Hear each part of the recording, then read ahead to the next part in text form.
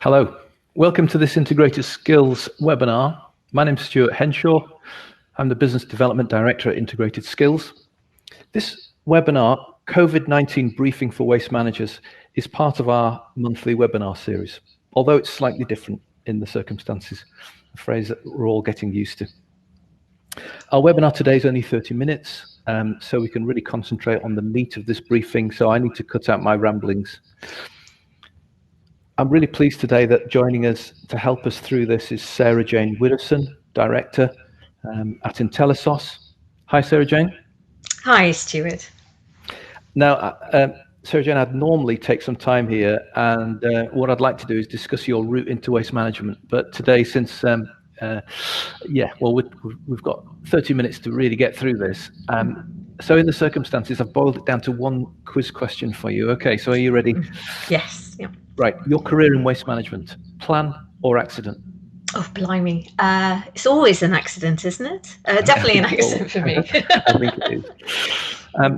Sarahjane's going to take us through the agenda. Hopefully you've read that while you were in the waiting room. But before Sarahjane begins, I've just got a couple of things to say. And the first one is a personal view. But just to say that the response that we've seen in the past few weeks on behalf of local government and waste services has been so impressive. So take that as congratulations or whatever, but it genuinely is. It's impressive how local government has actually moved and shifted to do what it needs to do in this current circumstances.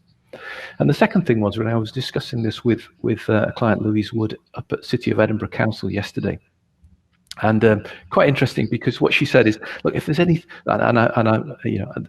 this is approximation of what she said, I'm not quoting her exactly, but she said if there's any service that's familiar with change, whether that's changing government policy or issues with unforeseen workforce, sickness, injury, or even if it's integrated skills like ourselves, encouraging them to make changes to improve, rebalance routes, then this is the waste management service.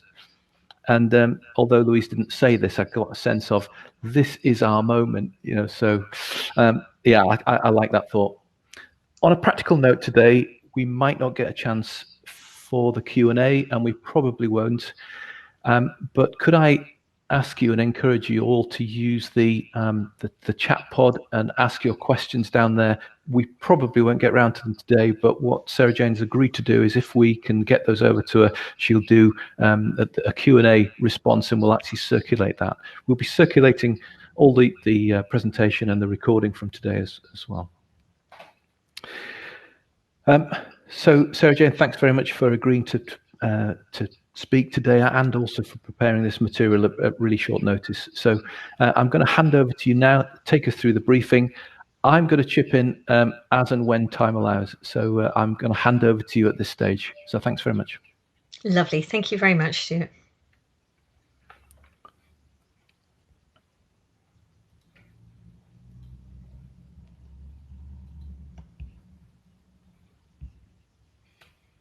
Thank you. And thank you very much for inviting me to deliver this presentation. As Stuart said, I was busy trying to finish off the slides this morning, purely because actually there's been so much information that's come out from government, from Adept, from Wish, that it is a constantly changing and evolving situation. What I'd like to take you through for today's webinar is really to touch on some of the key themes that are affecting local authorities operationally. So I'm going to touch on workforce and service delivery, some of the trends that we're seeing around fly tipping and litter, HWRCs, which I think in the last 2 days has become a bit of a hot topic in terms of whether they're open or shut.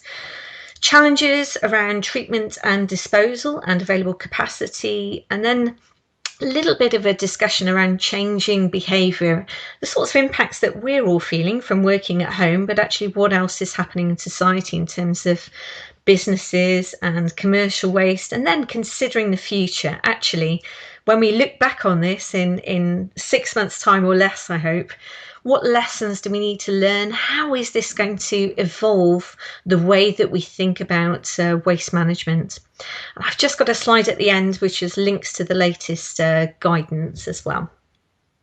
So moving on, the first slide is around workforce, and actually resourcing challenges is the first thing that we've all felt really in terms of delivering our services. And these resourcing challenges have arisen from a number of different issues. Firstly, around staff absences, and this is a combination of sickness but also shielding those employees that are in the high risk categories. Now, Wish came out with some estimates which range from sort of 15 to 50% in terms of staff absences. Now, if we think that in terms of frontline services, there's around 107,000 staff across the UK, this means that, you know, you're going up to around 50,000 staff off at peak times. Now, recently, Adept did a survey. They talked to an awful lot of local authorities in collaboration with LARAC and NAUDO and LGA. The figures that were reported back on that were around 58% of those authorities had less than 20% reduction in staff, which is really positive to hear. So I think we're starting to, I think there was a peak initially when everybody was getting to grips with what it meant, who should be off, who shouldn't be off, but we seem to be around manageable numbers at the moment for delivering services from an operational perspective. So Jane, we've just done a quick straw poll on a couple of our clients.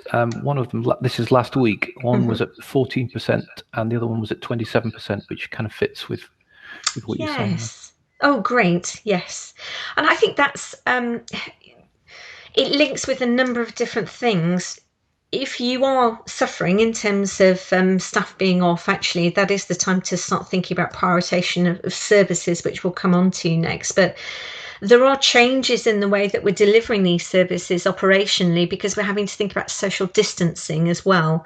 And I know, Stuart, you forwarded me a great example from Newcastle City Council that are using passenger transport actually to provide support to frontline staff during their collections. So this is really trying to implement the social distancing guidance. We've also seen local authorities reconfiguring mess areas. There was a great video that I watched on Twitter from Cambridgeshire Shared Services that gave staff instructions to go straight to vehicles and wait, provided instructions to the staff in the vehicles, maintained consistency in terms of which staff were sharing cabs with which staff. So it was trying to reduce social distancing all around the service. We've also, in terms of workforce, seen redeployment. So in Thameside, Greater Manchester, ground staff are working the frontline waste services. We've had library staff working contact centres, and a lot of the back office staff are now manning the phones in local authorities as well to provide that sort of support. Generally, we've seen sort of streets, grounds, highway staff supporting those frontline waste services so that services are able to continue.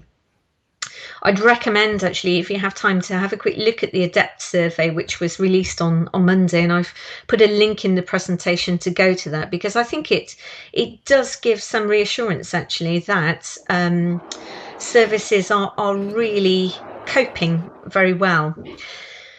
The Adept survey polled local authorities to find out levels of collection services. And as you can see from the graph that's in front of you, actually, our core services, so residual, recycling, clinical services, are operating normally.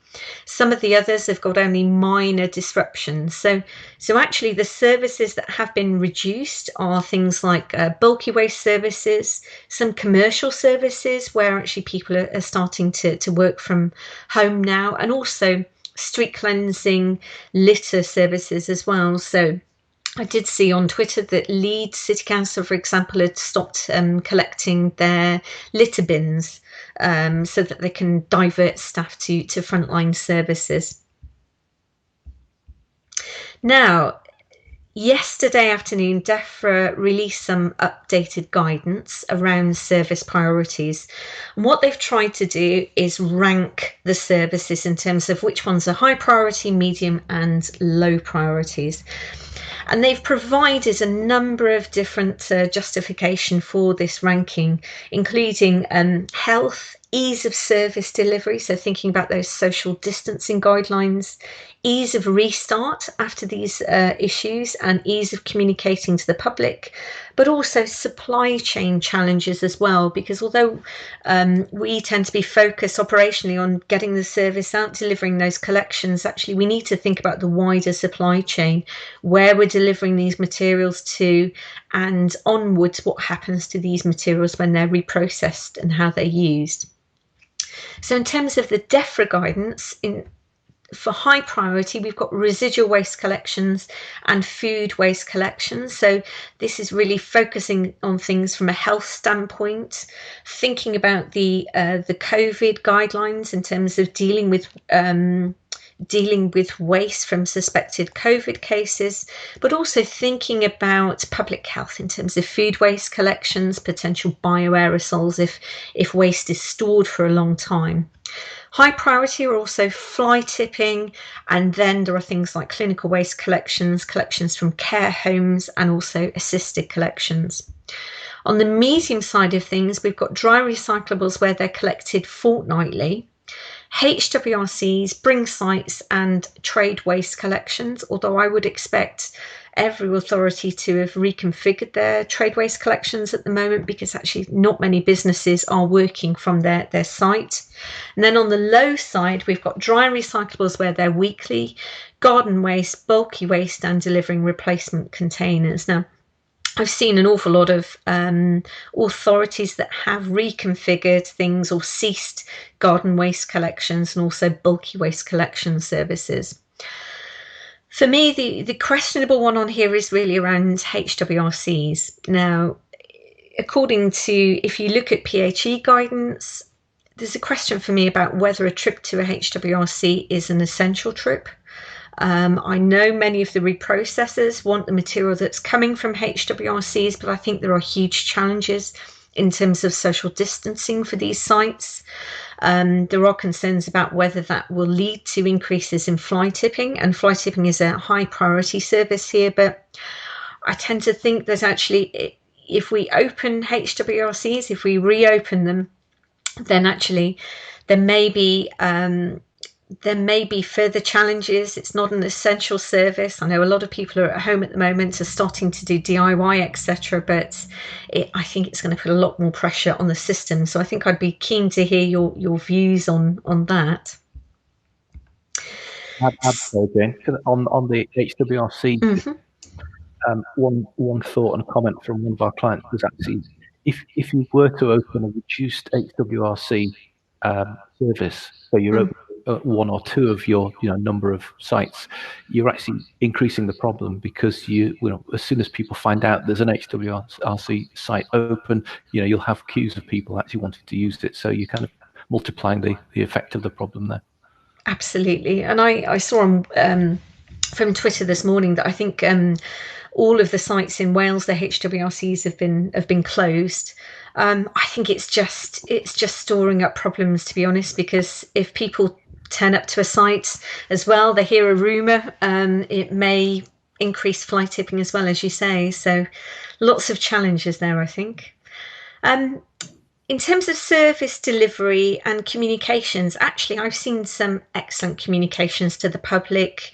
Lots of local authorities are putting out regular updates, which bins are being collected, what the public needs to do in terms of safe disposal of waste. So this key thing around 72 hours for personal waste, but also lots of bright, cheery and inspiring messages about frontline workers. I know my daughter has been busy colouring bin lorries to stick on the window, and she's been waving at the window every time they come past.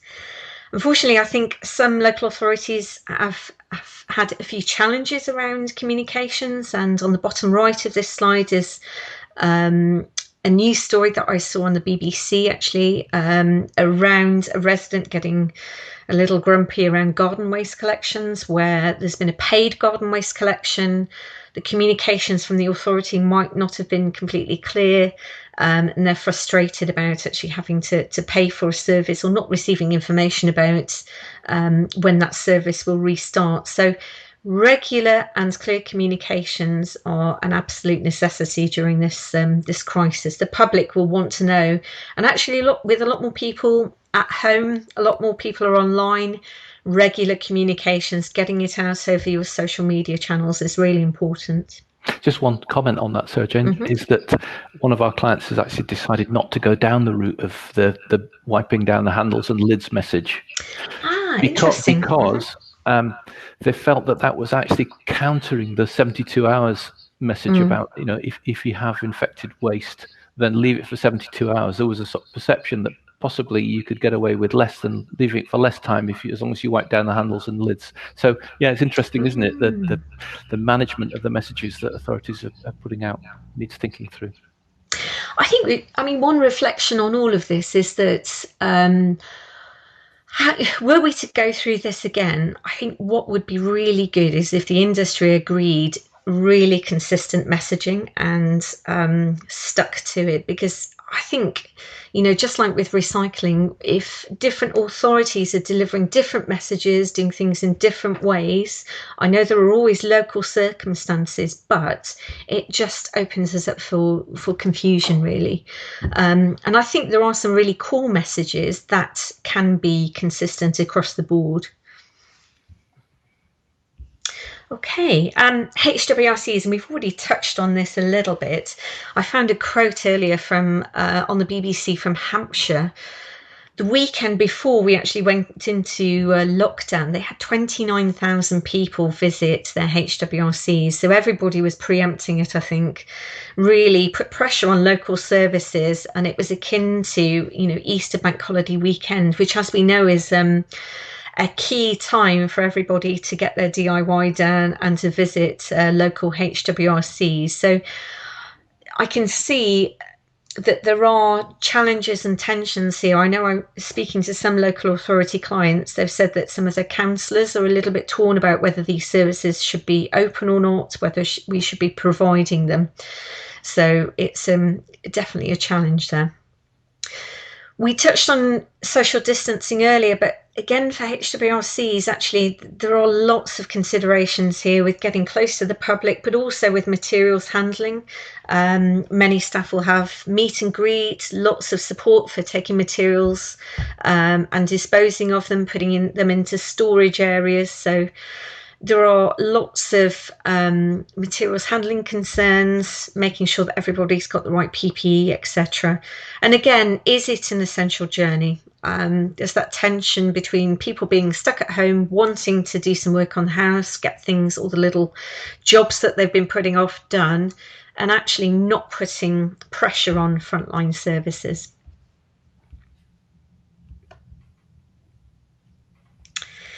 But it may then impact on fly tipping. And unfortunately, I've heard comments where, HWRCs being closed are starting to see fly tips just outside, just around the corner.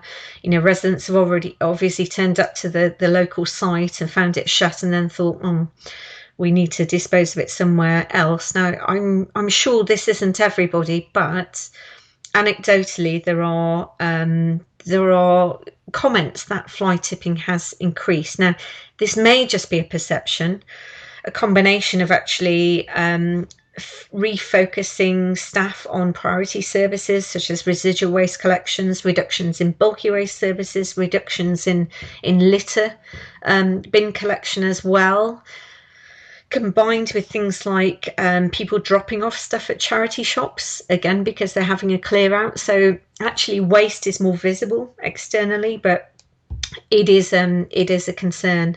People are allowed out for their daily constitutional, so they're seeing this sort of thing a lot more, so the perception is rising there.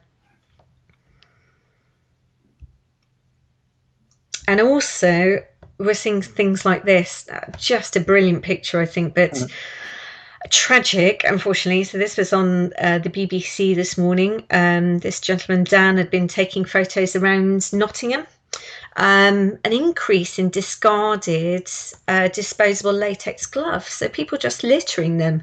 I find it mind-boggling, to be honest. But there was a comment from one of the officers from the Kent Resource Partnership saying that actually they're struggling with it. It causes them issues with cleansing equipment, suction tubes, and also trying to get these gloves out of bushes as well. So unfortunately, that seems to be an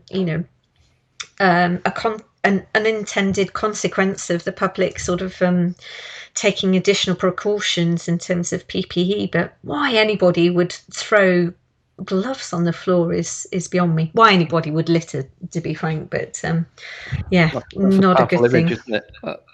Definitely, really powerful image. Yeah. Treatment and disposal. So again, the ad-hoc survey that was released has been polling local authorities to consider whether there have been disruptions across treatment and disposal sites.